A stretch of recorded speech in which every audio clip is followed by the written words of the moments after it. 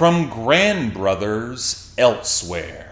It seems like every subsequent project from this German ambient electronic duo gets further away from ambient and deeper into tighter, more textured percussion arrangements, probably what was necessary for the duo's piano-driven post-rock adjacent sound to evolve, but given how striking their central melodies are, how far would they push away from that core strength? Well, this album really tests that limit, with a selection of vintage analog keyboards and perhaps the broadest collection of drum samples and beats to date, and thus the sound palette feels considerably more diverse, like the filmy house knock of Fable that slides back into the mist rather than letting its crescendo explode. Similar case for the simply wild piano work on Rex Machina. Then there's the bubbly, classic trance touches on We Collide, where it takes a while for the piano line to develop away from the waves of singular melodic patter, the watery grain of Where Else, where I wish the climax didn't feel so easily subsumed. Look, while this might be more dance or club ready, it is absolutely a step away from the idiosyncratic core that made Grandbrothers so goddamn compelling before. And while cuts like the stuttering pulse of Liminal can cut through the glassy glitch around them, or Velvet Road's embracing touches of UK garage, or vintage house for its layers of wheedling gloss, cuts like Cypress or Nowhere that better center that piano line against the wiry pulse around it, and some really cool woodwind touches on the former, or the windswept grandeur on the latter, or just the tremendous 80s inspired walls of synth dropping across Run, Run, Run, Run, Run,